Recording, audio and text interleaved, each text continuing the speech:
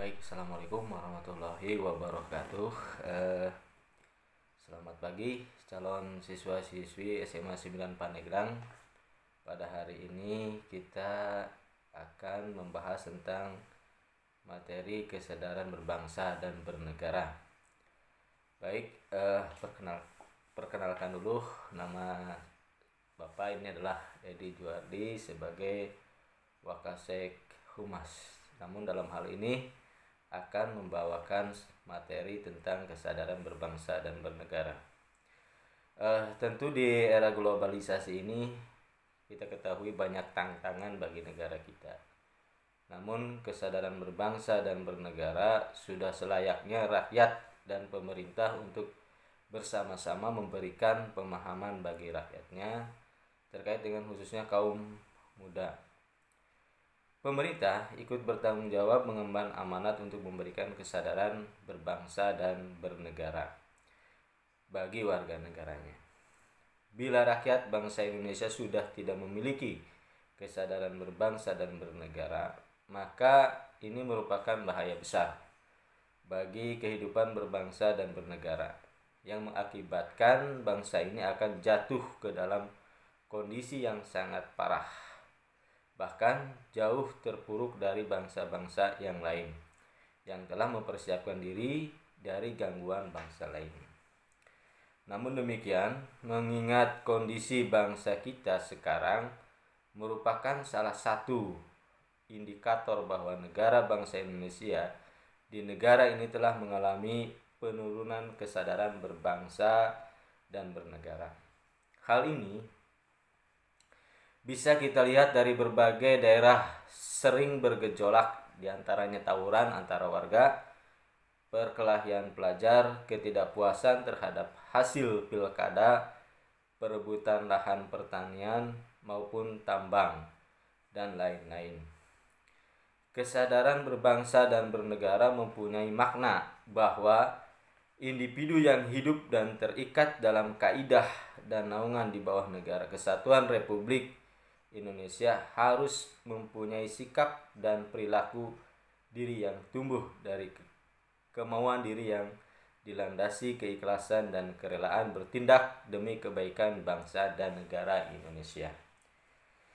Berbagai masalah yang berkaitan dengan kesadaran berbangsa dan bernegara sebaiknya mendapat perhatian dan tanggung jawab kita semua. Sehingga amanat pada Undang-Undang Dasar 1945 untuk menjaga dan memelihara negara kesatuan wilayah Republik Indonesia serta kesejahteraan rakyat dapat diwujudkan. Hal ini yang dapat mengganggu kesadaran berbangsa dan bernegara di tingkat pemuda yang perlu dicermati secara sesama adalah semakin tipisnya kesadaran dan kesepakatan sosial di tingkat pemuda. Padahal banyak persoalan-persoalan masyarakat yang membutuhkan peranan pemuda untuk membantu mediasi masyarakat agar keluar dari himpitan masalah, baik itu masalah sosial, ekonomi, dan politik. Karena dengan terbantunya masyarakat dari semua lapisan keluar dari himpitan persoalan, maka bangsa ini tentu menjadi bangsa yang kuat, tidak dapat diintervensi oleh negara apapun.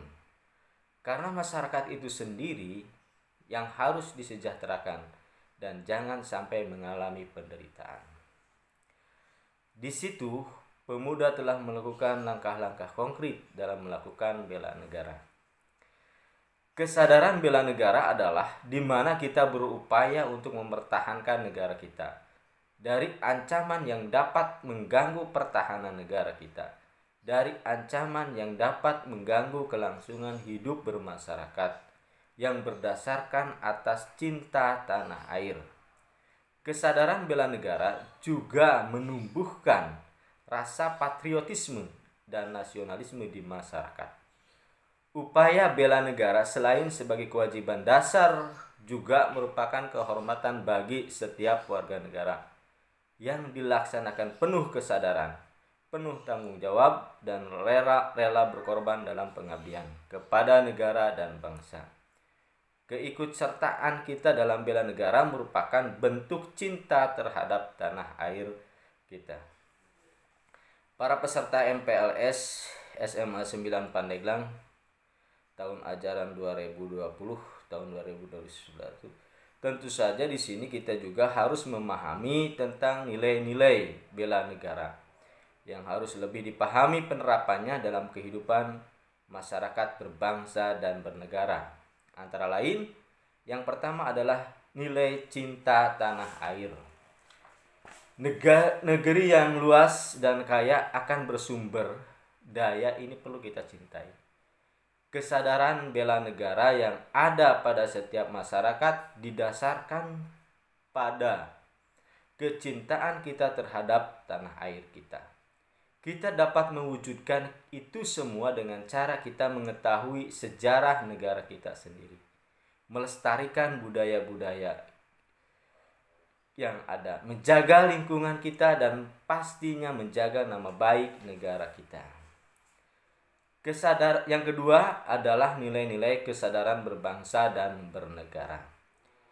Kesadaran berbangsa dan bernegara merupakan sikap kita yang harus sesuai dengan kepribadian bangsa yang selalu dikaitkannya dengan cara menjaga perkelahian antara perorangan atau antara kelompok dan menjadi anak bangsa yang berprestasi baik di tingkat nasional maupun internasional. Nilai yang ketiga adalah nilai-nilai yang terkandung di dalam Pancasila.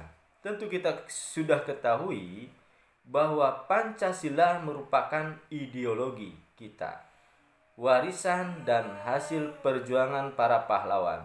Sungguh luar biasa. Pancasila bukan hanya sekadar teoritis dan normatif saja, tapi juga diamalkan dalam kehidupan sehari-hari. Kita tahu bahwa Pancasila adalah alat pemersatu keberagaman yang ada di Indonesia yang memiliki beragam budaya, agama, etnis, dan lain-lain. Nilai-nilai Pancasila ini yang dapat mematahkan setiap ancaman, tantangan, dan hambatan. Nilai yang keempat adalah rela berkorban untuk bangsa dan negara. Dalam wujud bela negara, tentu saja kita harus rela berkorban untuk bangsa dan negara. Contohnya, seperti sekarang ini yaitu perhelatan SEA Games. Para atlet bekerja keras untuk bisa mengharumkan nama baik. Walaupun mereka harus merelakan untuk mengorbankan waktunya untuk bekerja, sebagaimana kita ketahui bahwa para atlet bukan hanya menjadi seorang atlet saja. Mereka juga memiliki pekerjaan lain. Begitupun supporter yang rela berlama-lama menghabiskan waktu antrinya hanya mendapatkan tiket demi mendukung langsung para atlet yang berlaga demi mengharumkan nama bangsa Indonesia. Nilai yang kelima, memiliki kemampuan bela negara. Kemampuan bela negara itu sendiri dapat diwujudkan dengan tetap menjaga kedisiplinan, ulet, bekerja keras dalam menjalankan profesi masing-masing. Kesadaran bela negara diwujudkan dengan cara ikut dalam mengamankan lingkungan sekitar, menjadi bagian dari sistem keamanan lingkungan, membantu korban bencana, sebagaimana kita ketahui bahwa Indonesia seringkali mengalami bencana alam, menjaga kebersihan, minimal kebersihan tempat tinggal kita sendiri, mencegah bahaya narkoba yang merupakan musuh besar bagi generasi bangsa, mencegah perkelahian antara perorangan atau antara kelompok, karena di Indonesia sering sekali terjadi perkelahian yang justru dilakukan oleh para pemuda. Cinta produksi dalam negeri agar Indonesia tidak terus-menerus mengimpor barang dari luar negeri. Melestarikan budaya Indonesia dan tampil sebagai anak bangsa yang berprestasi baik pada tingkat nasional maupun internasional. Apabila kita mengajarkan dan melaksanakan apa yang menjadi faktor-faktor pendukung kesadaran berbangsa dan bernegara sejak dini, yakni dengan mengembalikan sosialisasi pendidikan kewarganegaraan di sekolah, juga sosialisasi di masyarakat, niscaya akan terwujud pada pendidikan kewarganegaraan ditanamkan prinsip etik multikulturalisme, yaitu kesadaran perbedaan satu dengan yang lain menuju sikap toleran, yaitu menghargai dan menghormati perbedaan yang ada. Perbedaan yang ada pada etnis dan religi sudah harus menjadi bahan perekat kebangsaan apabila antara warga negara memiliki sikap toleran. Apakah nasionalisme itu? Nasionalisme adalah sikap mencintai bangsa dan negara sendiri.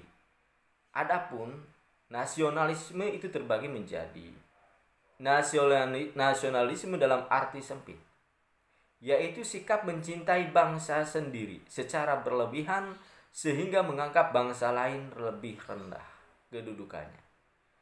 Nasionalisme ini disebut juga nasionalisme yang chauvinisme.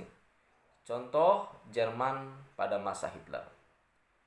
Yang kedua, nasionalisme dalam arti luas, yaitu sikap mencintai bangsa dan negara sendiri dan menganggap semua bangsa sama derajatnya. Teori ini dicetuskan oleh Hancon dalam bukunya Nationalism is Meaning and History, mendefinisikan nasionalisme sebagai berikut. Suatu paham yang berpendapat bahwa kesetiaan individu tertinggi harus diserahkan pada negara. Perasaan yang mendalam akan ikatan terhadap tanah air sebagai tumpah darah. Ada 3 hal yang harus kita lakukan untuk membina nasionalisme. Yang pertama, mengembangkan persamaan di antara suku-suku bangsa penghuni Nusantara. Yang kedua, mengembangkan sikap toleransi. Yang ketiga, memiliki rasa senasib dan sepenanggungan di antara sesama bangsa Indonesia. 4 hal yang harus kita hindari dalam memupuk semangat nasionalisme adalah: yang pertama, sukuisme, menganggap suku bangsa sendiri paling baik. Yang kedua, chauvinisme, menganggap bangsa sendiri paling unggul. Yang ketiga, ekstremisme, sikap mempertahankan pendirian dengan berbagai cara, kalau perlu dengan kekerasan dan senjata. Yang keempat, provinsialisme, sikap terlalu berkutat dengan provinsi atau daerahnya sendiri. Sikap patriotisme bangsa Indonesia telah dimulai sejak zaman penjajahan, dengan banyak pahlawan-pahlawan yang gugur dalam rangka mengusir penjajah seperti Sultan Hasanuddin di Makassar, Pangeran Diponegoro dari Jawa Tengah, Cut Nyadin dan Teku Umar dari Aceh. Sikap patriotisme memuncak setelah proklamasi kemerdekaan pada periode perjuangan fisik di antara tahun 1945 sampai 1949, yaitu periode mempertahankan negara dari keinginan Belanda untuk kembali menjajah Indonesia. Sikap patriotisme adalah sikap sudi berkorban segala-galanya, termasuk nyawa sekalipun, untuk mempertahankan dan kejayaan negara. Ciri-ciri patriotisme adalah: yang pertama, cinta terhadap tanah air. Yang kedua, rela berkorban untuk kepentingan bangsa dan negaranya. Yang ketiga, menempatkan persatuan dan kesatuan bangsa di atas kepentingan pribadi dan golongan. Yang keempat, berjiwa pembaharu. Yang ketiga, tidak kenal menyerah dan putus asa. Implementasi atau penerapan sikap patriotisme dalam kehidupan sehari-hari, dalam kehidupan berkeluarga misalkan, menyaksikan film perjuangan, membaca buku bertema perjuangan, dan mengibarkan bendera merah putih pada hari-hari tertentu. Yang kedua, dalam kehidupan sekolah, melaksanakan upacara bendera, mengkaitkan materi pelajaran dengan nilai-nilai perjuangan, belajar dengan sungguh-sungguh untuk kemajuan. Itu beberapa hal yang terkait dengan penerapan daripada sikap patriotisme dan kehidupan sehari-hari. Contoh dalam kehidupan bermasyarakat, mengembangkan sikap kesetiakawanan sosial di lingkungan, memelihara kerukunan di antara sesama warga negaranya.